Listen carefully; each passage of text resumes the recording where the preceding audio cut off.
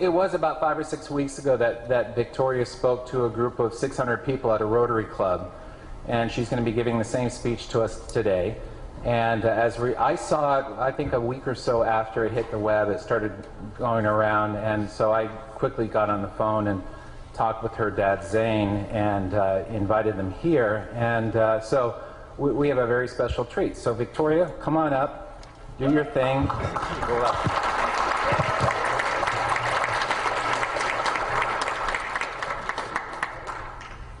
Have you ever wondered why Canada is in debt? Have you ever wondered why the government forces Canadians to pay so many taxes? Have you ever wondered why the bankers from the largest private banks are becoming wealthier and the rest of us are not? Have you ever wondered why the gross national debt is over $800 billion? Or why we are spending $160 million a day on the interest of the national debt? That's $60 billion a year. Have you ever wondered who receives the $60 billion? What I have discovered is the banks and the government have colluded to financially enslave the people of Canada.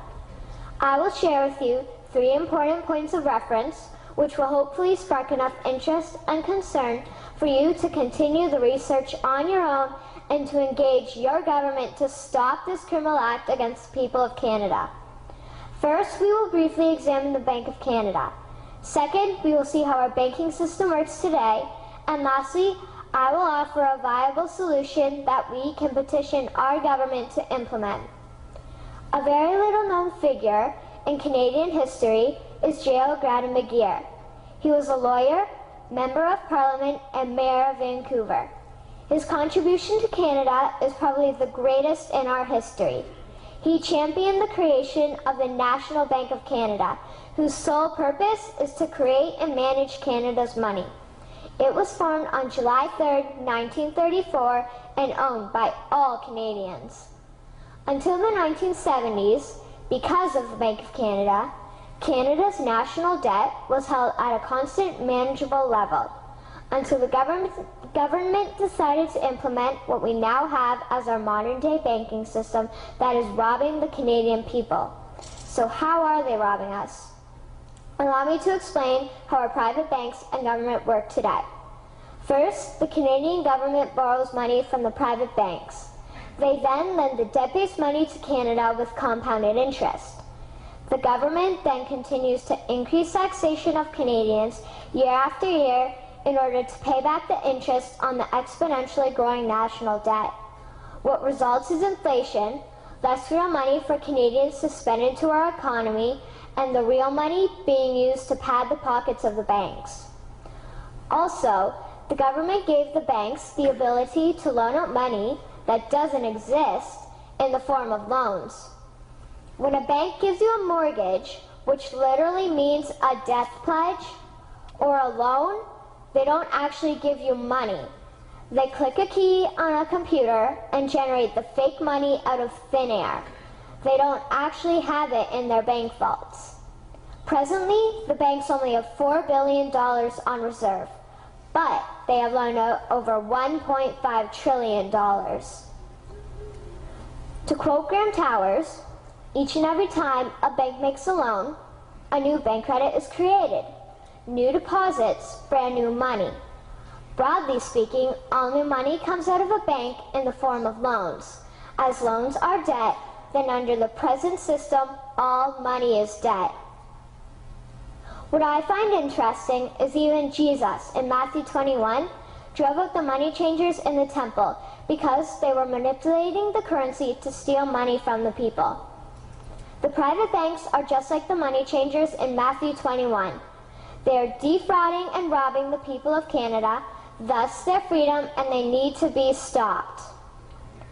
How should the banking system work? In an infamous interview, Mr. McGeer asked Mr. Towers, "Can you tell me why a government with power to create money should give that power away to a private monopoly and then borrow that which Parliament can create itself back at interest to the point of national bankruptcy?" Mr. Towers replied, "If Parliament wants to change the form of operating the banking system, then certainly that is within the powers of Parliament. In other words, if the Canadian government needs money, they can borrow it directly from the Bank of Canada. The people would then pay fair taxes to repay the Bank of Canada. This tax money would in turn get injected back into our economic infrastructure and the debt would be wiped out. Canadians would again prosper with real money as the foundation of our economic structure and not debt money. Regarding the debt money owed to the private banks, such as the Royal Bank, we would simply have the Bank of Canada print the money owing, hand it over to the private banks, and then clear the debt with the Bank of Canada. And yes, we have the power and lawful right to do so. In conclusion, it has become painfully obvious, even for me, a 12-year-old Canadian, that we are being defrauded and robbed by the banking system and a complicit government. What will we do to stop this crime? What will we do to ensure that the next generation will live free and clear of the debt-based economy that enslaves them to the banks? Margaret Mead said the following, and I hope that all of you remember this. Never doubt that a small group of people can change the world. Indeed, it is the only thing that ever has. Thank you.